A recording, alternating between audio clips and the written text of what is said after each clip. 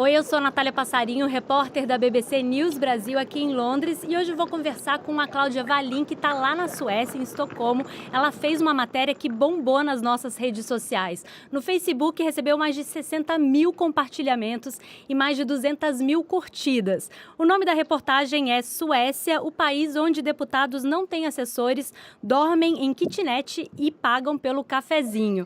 Oi, Cláudia. Oi, Natália, boa tarde, bom dia para quem nos assiste no Brasil. Eu estou aqui ao lado da porta principal do Parlamento Sueco, onde os deputados chegam a pé, vindos da estação do ponto de ônibus e estação de metrô, que fica a cerca de 10 minutos daqui. O Parlamento Sueco, Natália, fica numa das 14 ilhas que formam a capital sueca, Estocolmo. E é, na verdade, uma ilha tão minúscula que nela só cabe o parlamento. Eu estou com uma inflamaçãozinha aqui no olho direito, mas com o olho que me resta, daqui a pouco eu vou fazer um passeio com a câmera e mostrar para vocês algumas imagens aqui do centro do poder sueco, Natália. Você está ótima, Cláudia, mas está muito frio por aí, a gente só não quer que você congele. Por enquanto são 3 horas e está tudo bem. Tá certo. E olha, durante o nosso bate-papo, se você quiser fazer alguma pergunta para a Cláudia, é só escrever aqui nos comentários que a gente faz para ela. Bom, na reportagem para a BBC, a Cláudia entrou em detalhes sobre o estilo de vida dos parlamentares suecos. Ela também tem um livro chamado Suécia, um país sem excelências e mordomias. Cláudia, como é que surgiu esse interesse sobre esse assunto? Como é que você decidiu se debruçar sobre o estilo de vida dos políticos suecos? Olha, Natália, a primeira cena que me impressionou aqui na Suécia aconteceu, na verdade, num supermercado. Eu estava lá fazendo minhas compras e, de repente, eu olho para o lado e vejo o então ministro das Relações Exteriores sueco, Carl Bildt, empurrando o carrinho de compras dele. E aquilo, na verdade, parecia para mim uma cena quase extraterrestre, né? O Carl Bildt ali, que já foi, aliás, o primeiro-ministro da Suécia, escolhendo os próprios tomates. E pouco depois disso, eu vi o presidente do parlamento no vagão do metrô. E logo depois eu passei a ver o prefeito de Estocolmo na fila do ônibus, que fica ali atrás da prefeitura, tem um ponto de ônibus, indo de volta para casa, na fila do ônibus, como qualquer cidadão. Várias vezes ele está lá com a sacolinha de compras dele do supermercado, indo para casa depois de um dia de trabalho. E depois disso, então, a partir daí, eu comecei a conversar com cientistas políticos, com políticos e jornalistas suecos para tentar entender um pouco que realidade era aquela, né? E o resultado dessas primeiras entrevistas foi uma série de reportagens que eu fiz para a televisão, que viralizou no Brasil e que até nas mídias sociais foi compartilhada como se fosse um vídeo proibido, que na verdade nunca foi proibido, né? E a partir dali eu comecei a receber muitas mensagens de pessoas que me perguntavam se aquilo era realmente verdade, né? Se era fake news, era verdade aquilo mesmo, e pessoas que queriam mais informações sobre o sistema político sueco. E como eu tinha muito mais informações do que poderiam caber numa série de reportagens, eu tomei a decisão, então, de escrever um livro que levou o título de Um País Sem Excelências e Mordomias. Porque, Natália, a Suécia é um país que não oferece privilégios nem mordomias aos seus políticos. O político sueco, ele mora em apartamentos funcionais que têm até 16 metros quadrados, ele vai de ônibus para o trabalho e ele trabalha em gabinetes parlamentares que têm até 7 metros quadrados. Cláudia, dá para ver que é uma diferença muito grande. Eu cobri congresso no Brasil durante 6 anos e uma das matérias era sobre apartamento funcional. Os apartamentos dos deputados federais em Brasília têm 200 metros quadrados. Além disso, eles têm um auxílio moradia de mais de R$ 4.000. Então, é uma diferença muito grande em relação aos parlamentares suecos, né? E banheiros de mármore, né, Natália? Aí no Brasil também. Exatamente. E aqui a nível local, a austeridade, na verdade, é ainda maior, Natália, porque tanto deputados regionais como vereadores, eles não recebem sequer salário, né? E também não têm direito a gabinete, eles trabalham de casa, Natália. Uma coisa que me chamou a atenção na sua matéria é que é sobre os assessores dos deputados. Eles não têm equipe própria, né? Exatamente, Natália. nenhum deputado sueco tem direito a contratar assessores nem secretária particular. O que existe aqui é uma equipe do próprio partido que atende coletivamente a todos os deputados de uma mesma sigla, né? E não é um número muito grande de assessores. Para você ter uma ideia, no Partido Social Democrata são 101 assessores para um total de 100 deputados.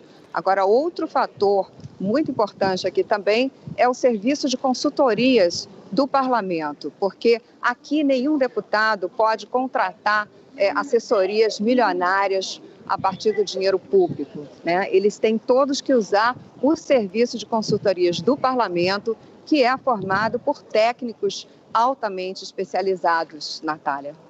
Cláudia, eu vou aqui para algumas perguntas que as pessoas estão fazendo pelo YouTube. Tem uma pergunta do Pedro Serrão.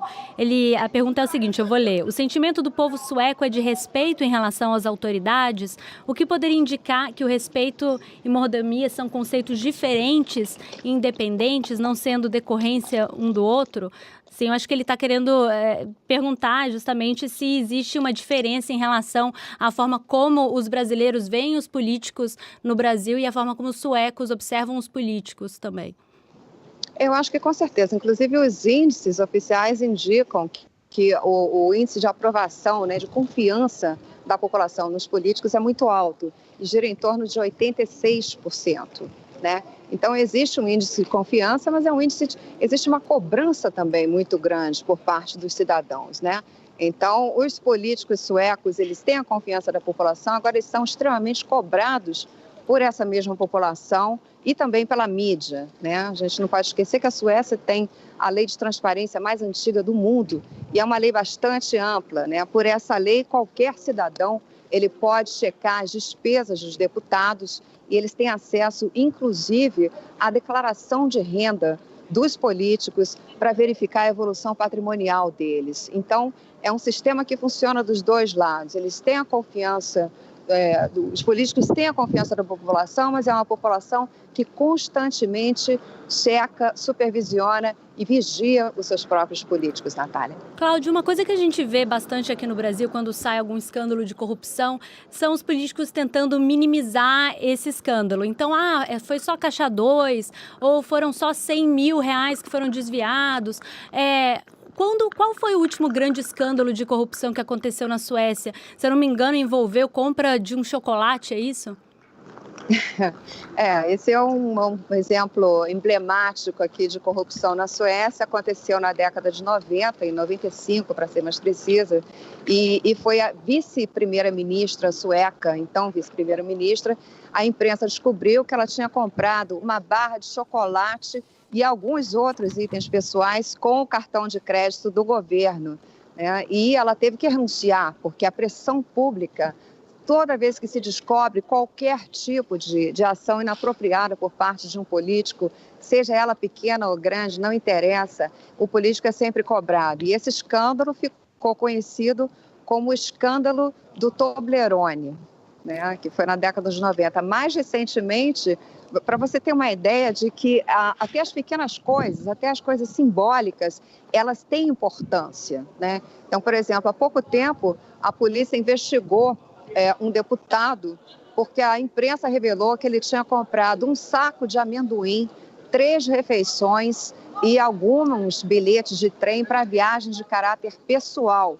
E isso ele pagou usando os pontos de milhagem acumulados no cartão que ele usa para usar os transportes públicos. Só que isso não é permitido aqui pelas regras do parlamento, porque pelas normas regimentais aqui do parlamento, as milhagens acumuladas no cartão para uso do transporte público, elas têm que ser usadas para baratear o custo das viagens dos deputados que trabalham a serviço, né? Então você vê aí, Natália, o nível aqui de preocupação e de respeito ao dinheiro do contribuinte.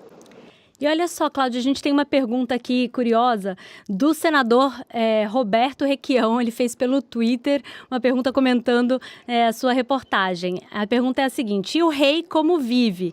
Come quentinha e mora em kitnet também? Assim, imagino que a austeridade seja diferente em relação aos gastos da nobreza e a do parlamento. Como é que é?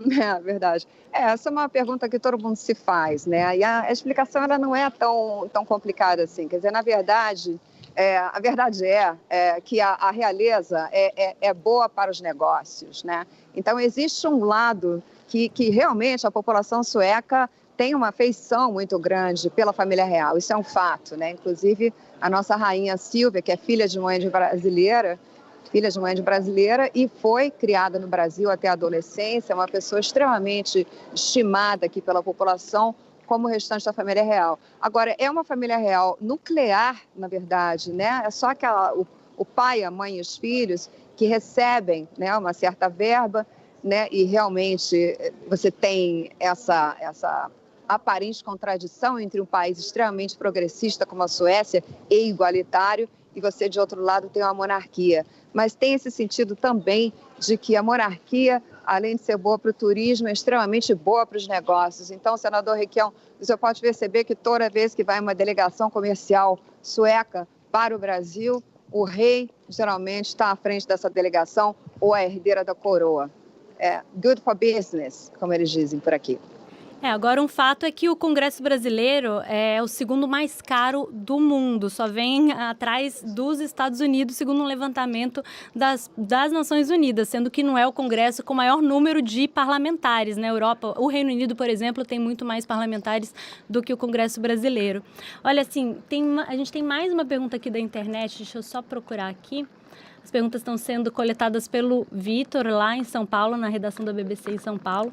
Aqui o Marcelo Lemos pergunta qual é o perfil do eleitor na Suécia. Ele quer saber o que fez desse país um país com pouca corrupção hoje em dia.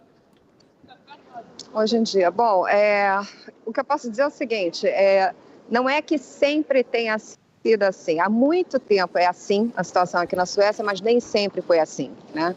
Então, há pouco mais de 100 anos, a Suécia era um dos países mais pobres da Europa. A fome era tamanha naquela época que mais de 1 milhão de habitantes tiveram que emigrar, cruzar o Atlântico e ir em busca de novas oportunidades de vida, né? Então, esse é um país que ele teve também, a Suécia teve que enfrentar os seus próprios demônios para chegar onde chegou. Então, teve que acabar com os privilégios da nobreza, abolir o poder absoluto do rei, enfim, e criar uma sociedade mais justa e mais transparente.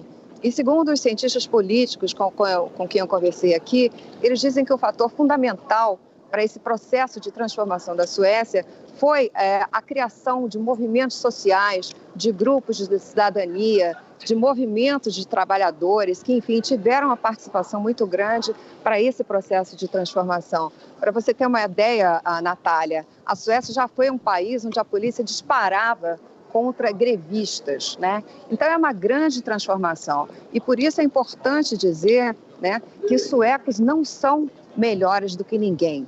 O que acontece é que eles já atravessaram um processo de aperfeiçoamento da democracia, como outras democracias que já se desenvolveram. Agora, existe a peculiaridade da Suécia, né, Natália? Porque até mesmo em comparação com outros países desenvolvidos, a Suécia tem um sistema político bastante austero. E isso tem a ver com o valor fundamental aqui da sociedade sueca, que é a igualdade entre as pessoas, né? O pensamento sueco predominante é de que ninguém é melhor do que ninguém. E isso também se aplica aos políticos suecos, Natália. Cláudia, uma pergunta, o Gui Dias quer um pouco mais de detalhes sobre isso. Ele quer saber se esse aperfeiçoamento das instituições na Suécia veio a partir de alguma mobilização popular. Não foi uma mobilização específica, foram vários movimentos que surgiram ao longo dos tempos, né? A partir principalmente do fim do século XVIII, por aí, e que as pessoas começaram a se agrupar e se associar. Então, por exemplo, todas as conquistas, as grandes conquistas dos trabalhadores suecos se devem a um movimento trabalhista muito forte. Os sindicatos suecos são especialmente fortes, né? A gente tem exemplos aqui incríveis. Eu vou te dar um exemplo, por exemplo, eu fui fazer uma matéria uma vez com um lixeiro sueco. Então eu fui acompanhando esse lixeiro num camburão E a gente ia entrando nos prédios e ele ia me mostrando como é que ele coletava o lixo nas casas. E em determinadas casas, prédios que a gente entrava, ele ia me mostrando o seguinte: olha, Cláudia, nesse prédio aqui eu ganho mais. Eu falei, por quê? Não, porque aqui eu preciso caminhar, dar mais passos para chegar até a lata de lixo da coleta.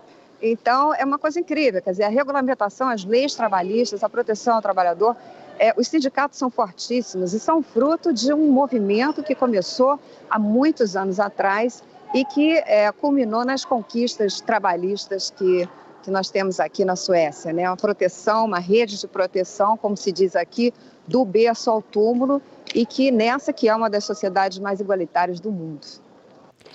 Cláudia, você no início da nossa conversa estava falando que começou a ter essa ideia encontrando com um político no supermercado, com o ex-primeiro-ministro andando de bicicleta.